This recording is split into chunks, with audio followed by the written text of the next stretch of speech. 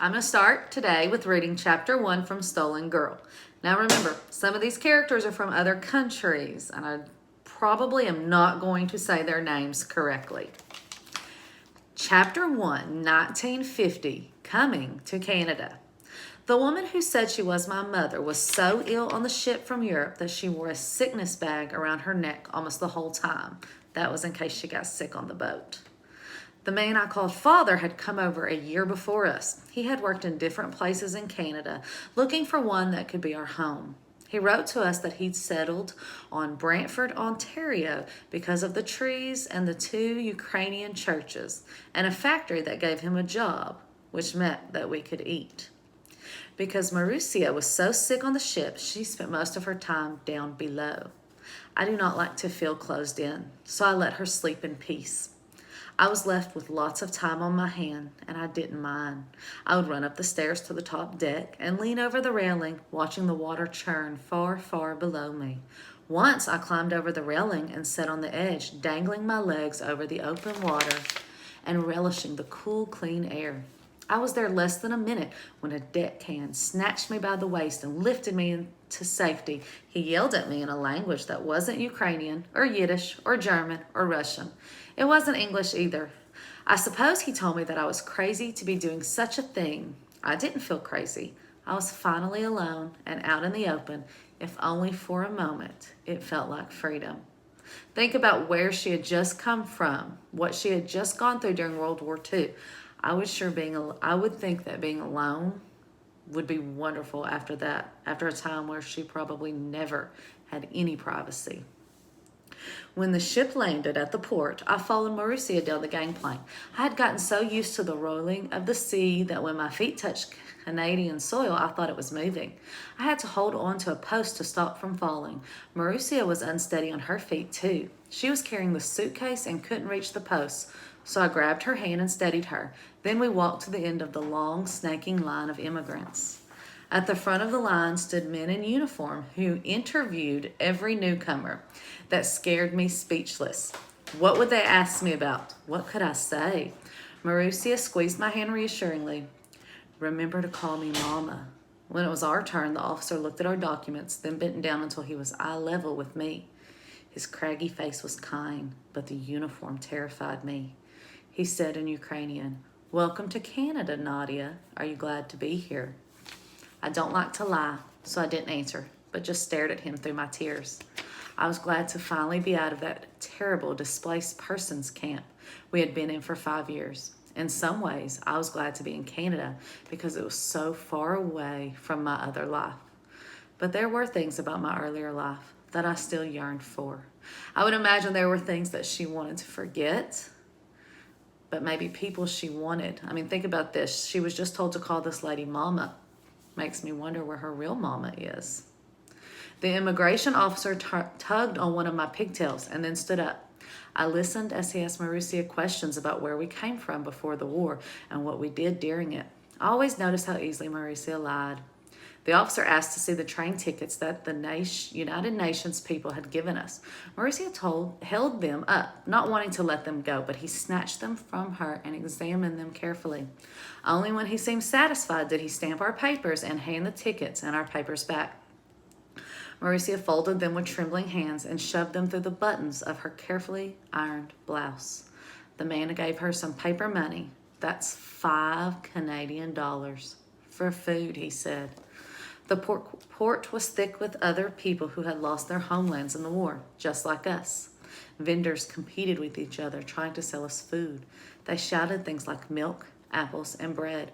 Marussia had tried to learn some English in the DP camp, and so had I, so we could understand some of the words. Marussia wanted to buy meat sandwiches and a bottle of milk, but she didn't know the word for sandwich. When she finally got a vendor to understand her, he wanted too much money. We needed to be careful so our money would last. I was hungry and thirsty and thought I would die of heat, but at least we were safe. I think this is a food store, I said, pointing to a building with a pyramid of tin cans displayed in the window. The door of the building opened and a man walked out. He carried what looked like a loaf of bread. Let us try, said Marussia, pushing me toward the store. When we opened the door, it was even hotter inside than outside. A rosy-faced man with a barrel belly and a shiny, hairless head grinned at us. Food, said Mauricia in English, holding the $5 bill up for the man to see. Not much left, said the man in English, gesturing with his hands to help us understand. We looked around the store. He was right. The cans arranged in a pyramid had pictures of different vegetables on them. There were sacks of flour and rice, but no buns or cheese or sausage or anything that could be eaten without preparation. Bread? Asked Mauricia. The storekeeper shook his head sadly. We were about to leave when the man's face brightened. He crooked his finger and we followed him to the back corner of the store. As he opened up a giant box, a whoosh of lovely icy air enveloped us. He pulled out what looked like a large cardboard brick. Ice cream, he said, grinning. Ice cream? Mauricia asked, puzzled. No, the man said. I was as confused as Mauricia. What did this screaming thing have to do with bread? The man grabbed the cardboard brick and took it to the front counter. He frowned in concentration as he shuffled through a box under his cash register. Smiling, he held up 2 flat wooden spoons. Now you'll see, he said, peeling back a paper layer from the cold brick. A vanilla scent swirled toward us. Ice, said the man, then cream. He took one of the wooden spoons and dragged it across the surface of the brick. A cold ball formed. He poised it on the spoon and held it to my mouth. Taste, he said. I clamped my mouth shut. Can you imagine not knowing what ice cream is? I will try, said Mauricia in her careful English. The man held the spoon to her open mouth and dropped into the cold ball as if he were feeding a bird. Her eyes widened with shock. I was so glad that I hadn't tried it at first, but then she grinned. Good, she said. She rolled a bit onto the other spoon and gave it to me. I touched the strange food with the tip of my tongue. It reminded me of a snowball. I put the entire spoonful into my mouth and shivered at the shock of cold, creamy sweetness. It wasn't just the wonderful taste, but the sensation of cold on a hot, sticky day. It was heavenly. $5, said the storekeeper. Marissa blanched. A whole $5 for this strange new food? She shook her head. You eat, you buy, he said sternly. Mauricia reluctantly held up our $5 bill. But this is all we have. The shopkeeper grabbed it from her fingers. Please, she said, tears welling up in her eyes. The shopkeeper gave us a pitying stare. He reached into his till and took out a $1 bill. She took it. We walked out of the store, Mauricia clutching our precious ice cream to her chest. We were barely halfway down the block when she cried, "Oh no, look!" Her blouse was covered with thick white liquid. Hold this, she said, shoving the ice cream container into my hands. She reached through her buttons and took out her precious immigration papers and our train tickets. A corner of one form was wet with a portion of the official stamp now illegible, meaning you can't see it. The train tickets were damp, but not damaged. She waved them in the air, drying them. Meanwhile, I stood there, watching our $4 worth of ice cream melt in the heat. Mauricia gingerly refolded the immigration papers and train tickets and shoved them beneath the waistband of her skirt. Let us sit here, she said, clutching my elbow to direct me over to a parked bench. The minute we sat down, she handed me a wooden spoon. We slurped the ice cream as quickly as we could. By the time we were finished, our hands and faces were sticky, but I didn't care. That ice cream was the best thing I had tasted in a very long time. We cleaned ourselves off at a public fountain, but her blouse no longer looked freshly ironed. It says that was the best thing they'd ever tasted, but it cost $4 of their $5. If that's all the money they had for food, they probably wish they wouldn't have spent that much on ice cream. I don't remember all that happened over the next few days. We managed to find our way to the train station. I knew we were traveling west, and I remember switching trains in Quebec. We stopped long enough in Montreal to find a food store. We only had that $1 bill. The ice cream had been such a costly treat. One of the other immigrants traveling on the train suggested that we buy something called Wonder Bread. It's cheap, she said. You could buy 3 loaves with your $1. So we went into a grocery store and asked the red lipstick cashier where we could find Wonder Bread. Down the aisle, she said in a bored voice, pointing with a long red fingernail. An entire shelf filled with fluffy white loaves wrapped in colorful waxed paper. Mauricia took two. We didn't dare buy anything to drink, and besides, there was a water fountain outside. The cashier gave us several coins in change. Hard to believe that that's how much bread cost. When we got back onto the train, she opened up one of the bread packages and drew out a couple of slices for each of us. It looked like perfect white bread with a soft golden crust. I held it to my face and breathed in. It had no smell. I took a bite. It had no taste. I looked at Mauricia. She was chewing slowly with a puzzled expression on her face. I wonder why they call this bread, she asked. Then she chuckled sadly. Wonder bread. Because wonder why it's called bread? Because it probably doesn't taste like bread. I felt like crying. Would this be the only kind of bread we could eat in Canada? She patted my hand. I'll bake some real bread when we get to our new home. With the motion of the train and my hunger staved off with Wonder Bread, I drifted off to sleep, dreaming of real bread. Our train chugged through Ottawa. Then we switched trains in Toronto. I was amazed that she could keep it all straight. But each time the train stopped, she would show our tickets to the conductor to make sure we were going in the right direction. These trains were enclosed with soft chairs and big windows, nothing like the flat cars in Germany.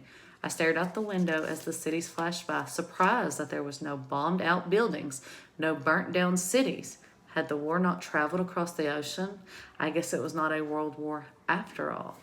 Her description of being surprised by not seeing those bombed-out buildings and burnt-down cities, that tells us what life was like where she came from, probably what her home looked like, if that's what she expected to see. By the time the train pulled into Brantford, we had eaten the 2 loaves of Wonder Bread, and I was truly sick of it. At the train station, I could see Ivan, the man I'm supposed to call father, waiting outside the station for us. His face was freshly shaved, and his hair was combed back and still wet. His hands were shoved deep into the pockets of a carefully pressed pair of worn gray pants. When we stepped off the train, his face broke into a grin. We were just steps away from the train when he wrapped his arms around Mauricia and gave her a loud kiss right in front of everyone. I tried to pretend I didn't know them, but then he caught me up in his arms and hugged me close. I tried to push him away, but he held on tight. You are safe, Nadia, he whispered. We will not let anyone harm you ever again.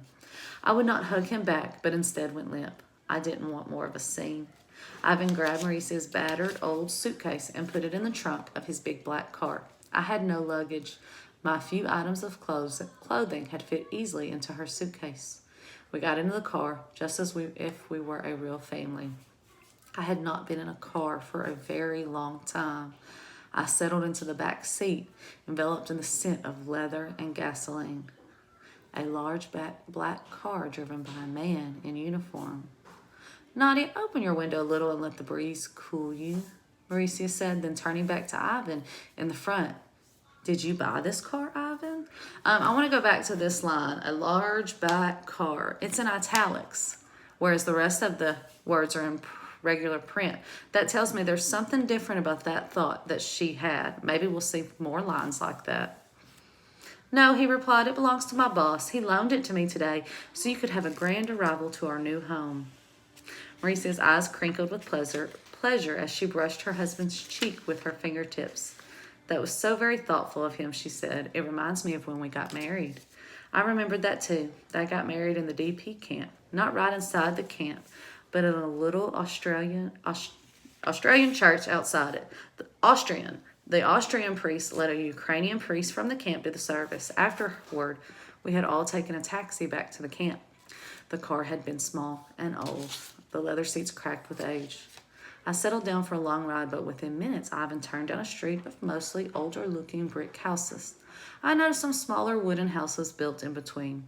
He pulled up in front of one of these. It looked like it had just been built. You bought a house? Mauricia asked with surprise. I bought some land, he answered. I am building a house. We got out. Mauricia and Ivan got out of the car, but I stayed sitting in the back seat. What was the matter with me? All this time I had wanted the journey to be over, yearning to be home. But was this really my home? Ivan opened the back door of the car and held out his hand. Nadia, he said, I made a swing for you in the backyard. 12-year-olds are too old for swings. I knew that, but I smiled anyway. It was the thought that counted. Ivan tried so hard. I stepped out of the car. Ivan retrieved Mauricia's suitcase from the trunk, and the three of us walked to the front door. Ivan opened the door and set the suitcase inside. He turned to Mauricia with a grin on his face, picked her up as if she were a child, and carried her through the door. "What are you doing?" she cried. "Put me down." "It is a Canadian custom," said Ivan. "It is supposed to bring good luck." He set her down on the floor just inside, and I followed them in, thankful that he didn't carry me over the threshold as well. On the outside, the house looked finished, but inside only wooden boards. Ivan said they were called studs. Stood where walls should have been. The floor was plain sanded wood, like you would see in a good barn. There was no furniture. "Let me take my two girls on a tour of their new home," said Ivan, grabbing each of us by the hand and grinning with excitement. Mauricia tried to paint a smile on her face, but her eyes showed the same confusion that I felt. "This is our living room," he said, still holding on to our hands. He walked us through an open doorway. "And this is the bedroom." Was there only one bedroom in this house? The room was tiny, barely big enough to fit the two bare mattresses on the floor. Neatly folded bedding was stacked on top. If there was just one bedroom, it would be for Mauricia and Ivan. "Will I be sleeping in the living room then?" I asked. I wouldn't mind sleeping there. It was more open and airy than this small room. A look of surprise showed briefly in Ivan's eyes, but then he answered, "When the house is finished, you will have your very own room in the attic." He pointed to a small, roughed-out area above our heads, "and you can choose the color for your walls." How would I breathe in such a tiny space? Thank goodness it wasn't finished yet. There might be time to change that. "Where will I sleep until then?" "In the backyard, just like us," Ivan answered. "In the open. Much better. Now let us continue the tour." There wasn't much more to it. Aside from the roughed-out living room and bedroom, there was a kitchen and bathroom, and that was it. The bathroom had a sink and a new flush toilet and an old-fashioned iron bathtub with a delicate floral design etched around the edge. "I got that from the dump," said Ivan proudly. "Can you imagine that someone threw it out?" A large chunk of enamel was missing from the bottom of the tub, revealing a gash of black metal and a ring of rust. Other than that, the tub was perfectly usable. What I would have given for a tub like this in the camp. "That is easily fixed," said Ivan, following my glance to the chipped out part, "once the house is finished." He took us through to the kitchen, and we admired the second-hand electric stove with 2 burners and a freshly painted baby blue icebox. Stacked neatly on top of it were 3 clean but chipped dinner plates and 3 coffee cups, all different. There was an iron frying pan and a knife, fork, and spoon for each of us. Ivan was most proud of the giant kitchen sink and the taps that ran with hot and cold water. "We can do our laundry in that sink too," he said. "Now we wait until you see our backyard." Ivan let go of my hand long enough to open the door. We stepped out onto cinder blocks that had been stacked up to form a step. In the middle of the tiny backyard was a huge oak tree. Hanging from the strongest branch was a rope swing with a wooden seat. "That is for you, Nadia." I didn't want to like it, but I couldn't help myself. "Thank you," I said, and then I hugged Ivan. I really meant it, which surprised me. I ran out to the swing to see it up close. The wooden seat was as smooth as velvet. Ivan had sanded out every stray sliver. Mauricia and Ivan stood hand in hand on the cinder block porch. "Try it out," she said. I loved the feel of the breeze on my face as I pumped my legs to make the swing go higher and higher. I felt almost free. When the swing was at its highest, I could see into our neighbor's backyard. 2 doors down was another swing in a tree. There was at least one other child on the street, and that was good. Maybe this could be home. Something that I'm thinking about is at first I thought maybe that she was just with them for the time being, but they're planning on putting a room for her in their house. So I think that means she's going to be with them indefinitely. So where is her parents? How is it that she's living with these 2 people that she's not related to, but is going to be living with them forever? I want you to remember that last line she said, "Maybe this could be home." That is going to play into the question that I ask through Google Forms. I want you to go answer that now that you've watched this video. I think it'll be Miss Brandon, who will be reading you chapter 2.